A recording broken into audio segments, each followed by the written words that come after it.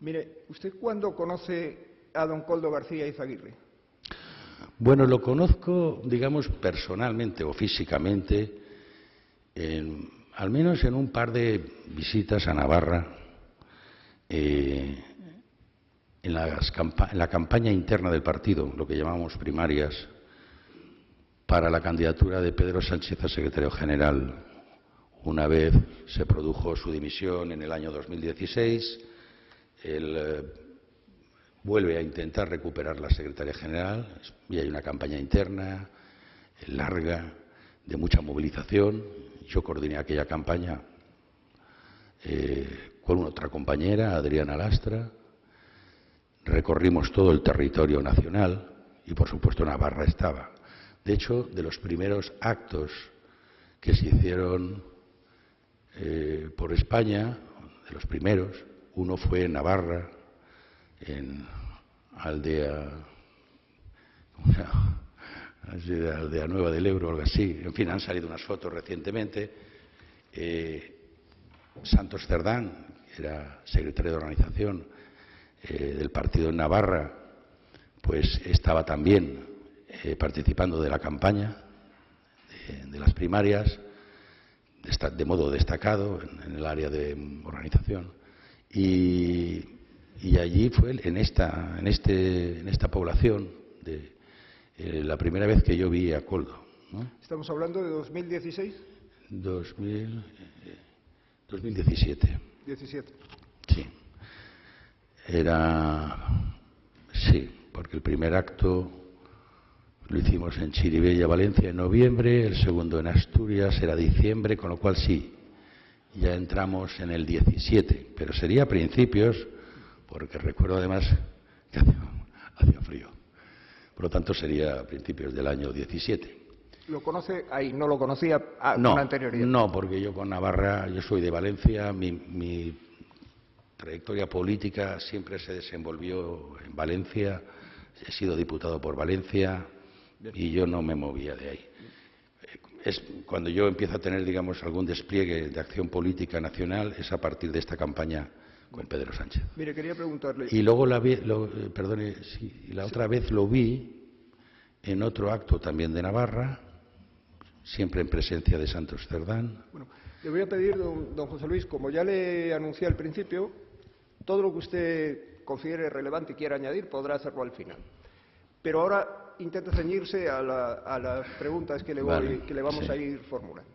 Entonces, ¿lo conoce usted en finales de 2016, principios Sí, pero de verlo en el acto. De verlo en... Luego en otro acto, finalmente lo veo en el cuartel, digamos, base de la campaña de las primarias, porque él se hizo cargo de la custodia de los avales que habíamos ido recogiendo para la candidatura de Pedro Sánchez. Muy bien. Mire, usted... Y ya no lo vuelvo a ver. ¿Perdón? Y ya hasta mucho más tiempo no lo vuelvo a ver. Usted nombró a don Koldo García asesor en su ministerio, del que había tomado posesión poco después, en junio de 2018. ¿Cuál fue la razón por la que le nombró usted asesor y qué tipo de asesor era? ¿Era su asesor principal? ¿Era un asesor más entre los X que usted tuviera? Explíquenos, por favor, esta circunstancia. Bueno, la justificación del nombramiento deriva de que, estando de secretario de organización, y yo en ese momento, después de cómo fue el Congreso, había que coser al partido, porque había sido un poco traumático todo el proceso, ¿no? La mayoría de los cargos orgánicos institucionales habían apostado por la candidatura que perdió, por lo tanto era necesario recomponer el partido, tenía que moverme mucho por España, y entonces estaba buscando un conductor que tuviera la disponibilidad de 24 horas toda la semana, porque los conductores que teníamos en la sede del partido pues tenían unas limitaciones laborales y nosotros necesitamos algo que, además de trabajador, tuviera un compromiso militante y desplegara esa actividad. Entonces se me propuso a esta persona, como ¿Quién le propuso esta persona? Me lo propuso Santos Cerdán, lo hemos dicho muchas veces, efectivamente, porque las veces que había coincidido en Navarro también era a través de Santos, y me lo propuso para esta dedicación. Koldo García se desplazó desde Navarra, desde Pamplona, para hacer esta labor. Y en todo este tiempo él me llevaba, me traía y de alguna forma pues, me cuidaba. Y cuando yo a los meses, porque esto creo que fue diciembre del 17, enero, en ese tiempo, yo cuando llego a ministro tengo la disponibilidad de nombrar 5 asesores, miembros del gabinete, libremente, y yo en agradecimiento, en reconocimiento al tiempo que había estado conmigo, prestándome toda su asistencia personal, pues entre esos 5 le digo que siga estando conmigo.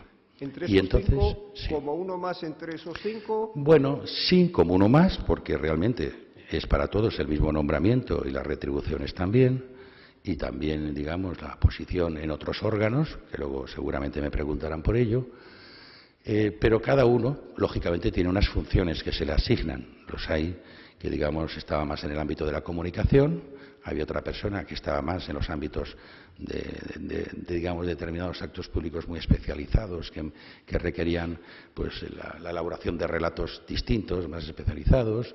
En fin, cada uno tenía un poco una función distinta y la función que tenía asignada Koldo básicamente era de asistencia personal. Por eso yo siempre, más que asesor, lo he calificado de asistente.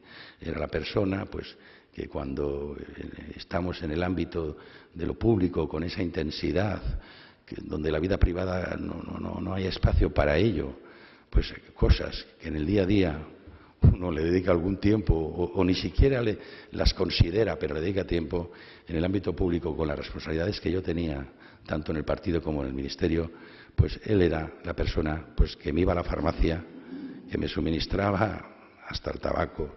En fin. ¿Se puede entonces entender que tenían ustedes un contacto personal estrecho? Lo era en la medida en que, como él se dedicaba a los temas de asistencia personal, también, digamos, coordinaba con el servicio de seguridad, entre otras cosas porque él profesionalmente venía de la seguridad. Él participaba en toda la logística, en los desplazamientos, en los vehículos, en los alojamientos. Era también la persona que, como acompañaba, recibía todos los mensajes que se me querían trasladar, o las peticiones de citas o de entrevistas, porque era la persona de referencia para llegar a mí, ¿no? ¿Se produjeron, perdón? 2 actos de toma de posesión, sí, como consecuencia del cambio de claro, denominación en el Ministerio. Hubo 2 nombramientos. ¿Usted conoce las razones de su cese en julio de 2021? No. De verdad, no. O sea, puedo especular, obviamente. De hecho, también hay, en fin, especuló todo el mundo, por decirlo de alguna forma, pero el presidente, y lo he dicho públicamente, no me importa volverlo a decir, y más aún en la formalidad de esta sala, no me comunicó ninguna razón.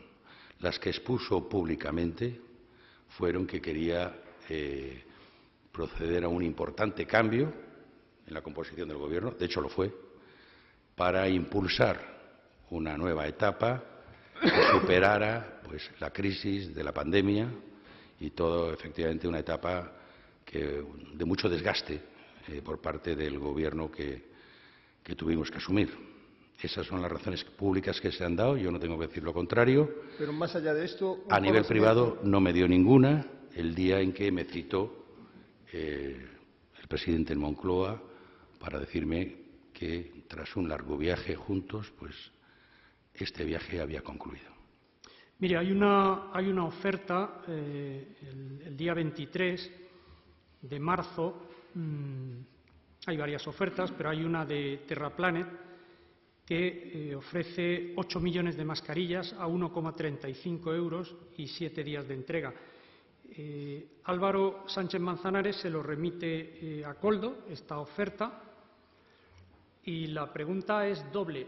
¿Por qué Álvaro Sánchez Manzanares le manda esta oferta a Koldo? ¿Qué papel estaba desempeñando Koldo en la adquisición de mascarillas? La segunda pregunta es si el señor Koldo, el señor García, le remitió o le puso en su conocimiento esta oferta o no. ¿A mí? A usted, claro. ¿Quién va a ser? No, para nada. Es que, como vuelvo a insistir, no participé en nada, no conozco ninguna oferta, no sé en qué consiste la oferta, no sé qué ventajas competitivas tiene. Yo lo único que le digo es que los requisitos que nosotros establecimos con el subsecretario fue que el precio fuera efectivamente lo más bajo posible, que llevara incorporada toda la logística y el transporte aéreo, que eso tiene un coste que hemos visto en otras comunidades que se pagaba aparte, no se habla nunca de ese coste, y por eso parece que es barato. Yo no lo sé ni siquiera de lo que usted me está hablando, si eso lo incorpora o no. Es que no he entrado para nada. No conozco a esa empresa, no conozco a la otra, no conozco nada de eso, ni quise entrar, porque encima no es mi trabajo, señoría. No. Entonces, Y Koldo no se dedicaba a eso, no tenía por qué. ¿Perdón? Y el señor Koldo García no tenía por qué meterse en eso. Eso era lo que le estaba preguntando. ¿Tenía Koldo García autonomía para gestionar toda esta cuestión? Para temas de contratación y de adjudicación, ninguna. Ni tarea ni encomienda. ¿Y por qué tiene esa intervención tan intensa y tan detallada en cada pormenor del contrato de mascarilla, de su gestión, de su ejecución, de su control posterior? Bueno, yo no sé exactamente todo ese proceso donde puso más atención. Yo lo que sí que puedo entender es que tuviera la preocupación o la inquietud que yo tenía, que el material sanitario llegara urgentemente, llegara material sanitario de verdad y llegara a un precio que no pudiera hablarse de malversación. Esas eran mis urgencias, esas las que yo transmití e intenté contagiar a todos los que tenían que hacer la gestión. La gente se nos moría. La gente no quería trabajar. Habíamos tenido ya fallecidos en el Ministerio. Es conocida la situación. Continúe, por favor, el fiscal. A la vista de estas ofertas, todas por un importe inferior a las de Soluciones, ¿se plantearon a aceptar alguna de estas ofertas? No se lo comentaron. Señor, es que yo no tuve conocimiento de esas ofertas. Es más, cuando leí el primer informe de la UCO, después de las detenciones... Disculpe, le interrumpa. Antes ha dicho, a pregunta del excelentísimo señor magistrado, que sabía que había otras ofertas. Que me habían dicho que había otras, pero no sabía ni cuántas. Me habían dicho, hay otras ofertas, así, pero no le decían ni el precio, ni la entrega, ni nada. Me dijo el subsecretario que iban a recurrir a otras ofertas, que aunque no hiciera falta, iban a buscar otras ofertas. Eso es lo que yo sabía.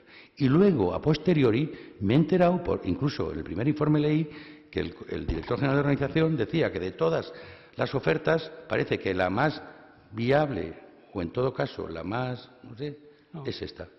¿Ah, no? No las compara.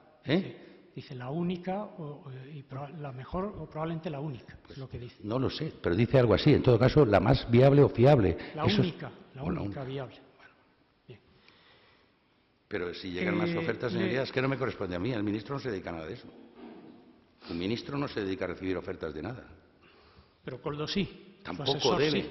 Señor. No debe. No debe. No debe. Además, no tiene cómo gestionarlo ni trasladarlo. Bien. No forma parte de la administración. Sí, está suficientemente... Bien, suficiente, sí.